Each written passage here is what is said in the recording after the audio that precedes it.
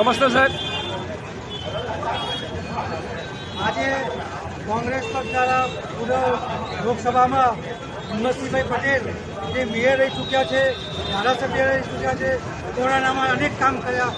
એમને સવારે એમના ઘરે કોઈ પણ વ્યક્તિ જાય, બપોરે જાય, ગમે ત્યારે ગમે તે એરિયાનો જાય એ અડધી રાતે કામ કરે છે. લગભગ 99.6% કોંગ્રેસનો વિજય થવાનો છે. અને ભાજપ સરકારના જે જૂઠાણા છે 15 લાખ છે, પછી અનેક જૂઠાણા આપ્યા છે, એ આ લોકોને હારવાનું જ છે. આ લોકોએ આ વખતે કેમ કે દરેક આ વખતે એમને રિસ્પોન્સ મળતો નથી. ક્ષત્રિય સમાજનો વિરોધ છે, અનેક સમાજનો વિરોધ છે અને ઘણા બધા સામાજિક બધા વિરોધો છે. ટૂંક સમયમાં આનું રિઝલ્ટ આવી જવાનું છે અને સારી એવી બહુમતી કોંગ્રેસની સરકાર બનવાની છે. Okay, thank you sir. નમસ્તે મેડમ, આપનો મેસેજ આપશો. મેસેજમાં એવું છે કે આખા ભારતમાં ખૂબ જ સારું વાતાવરણ છે. પબ્લિક મોદી સરકાર અને ભાજપથી ત્રસ્ત છે. તો આ વખતે 100% કોંગ્રેસની સરકાર બનવા જઈ રહી છે. ઇન્ડિયા ગઠબંધન જીતી અને આજે 400ની પાર કહેવાવાળી જે ભાજપની સરકાર છે એ આ વખતે ગઠબંધન થવાની છે. એ 100%ની વાત છે. Okay, thank you very much. નમસ્તે સાહેબ, આપનો મેસેજ આપશો. મારો મેસેજ ખૂબ જ સરળ અને સાચો છે. જે હાલની તારીખની અંદર દેશની અંદર જે પરિસ્થિતિ નિર્માણ થઈ છે એટલે એ લોકોને ખોટી ગેરંટીઓ આપવી પડે છે. પહેલાં પણ જ્યારે ગેરંટીઓ આપી હતી એ ગેરંટીઓ એમણે જ આપી હતી. 15 લાખ દરેકના ખાતામાં આવશે એ પણ ગેરંટી એમણે જ આપી હતી. મોંઘવારી ઓછી થશે એ પણ ગેરંટી એમણે જ આપી હતી. ખેડૂતોના દેવા માફ થશે એ પણ ગેરંટી એમણે જ આપી હતી. એ એક ગેરંટીઓ એમની સફળ થઈ નથી.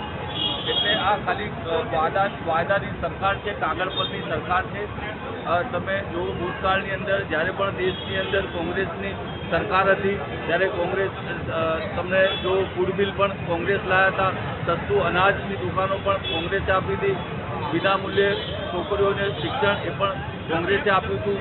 એટલે કોંગ્રેસે જે બિલો પાસ કર્યા છે, ખેડૂતોને MSP પણ કોંગ્રેસે માફ કરી હતી, કોંગ્રેસે દેવું પણ ખેડૂતોનું માફ કર્યું છે. એટલે ખરી ગેરંટી તો કોંગ્રેસની હોય છે. જે બોલે છે એ કરે છે. આમની ગેરંટીઓ દરેક બધી ગુલામની ગેરંટીઓ છે. આજે આ જ ગેરંટી આપે, કાલે બીજી ગેરંટી આપશે.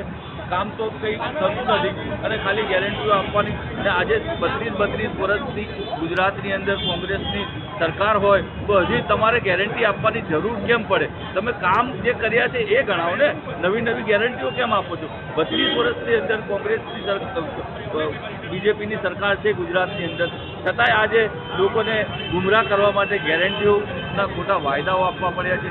એટલે પ્રજા બિલકુલ સચોટ જાણી ગઈ છે. પ્રજાએ મૂળ બનાવી લીધો છે અને દેશની અંદર પરિવર્તન આવશે અને કોંગ્રેસની સરકાર બનશે. Thank you sir. તમારો મેસેજ આપશો.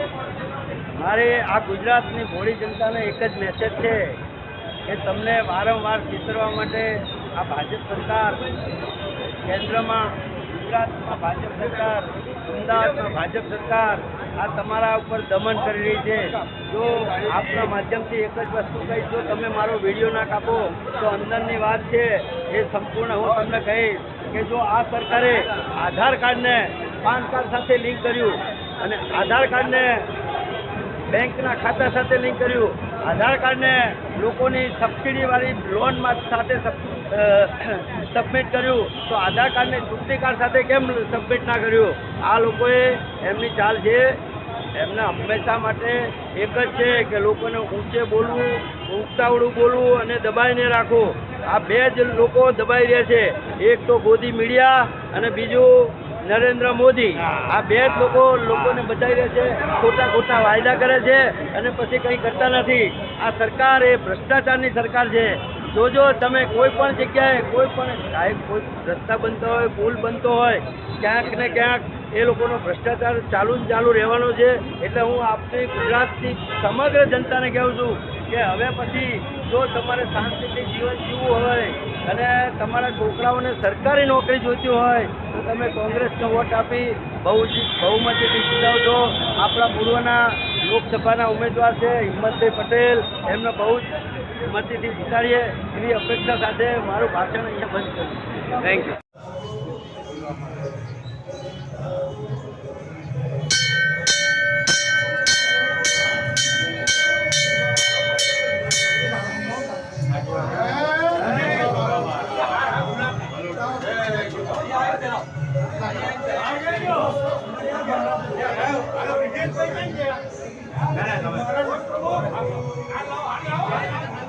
બોલો ગોગા મહારાજ કી જય.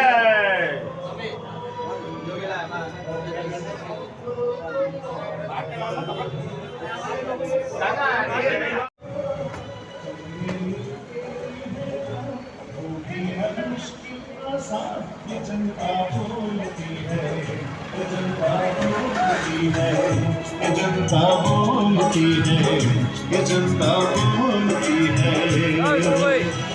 जनता कहती है नेता हो अपना ही घर वाला हो।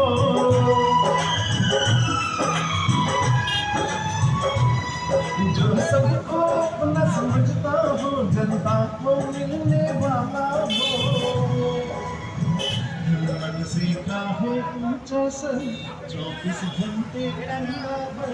ये जनता बोलती है, ये जनता बोलती है, ये जनता बोलती है, ये जनता बोलती है।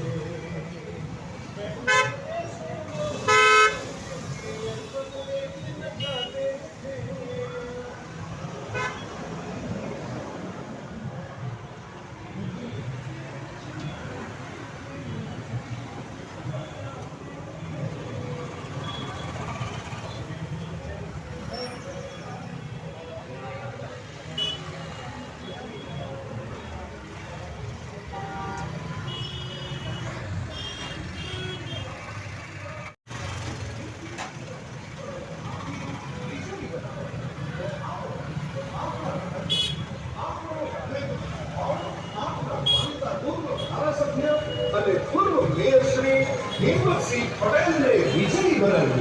घर घर में है जयकार हमारे हिम्मत सिंह।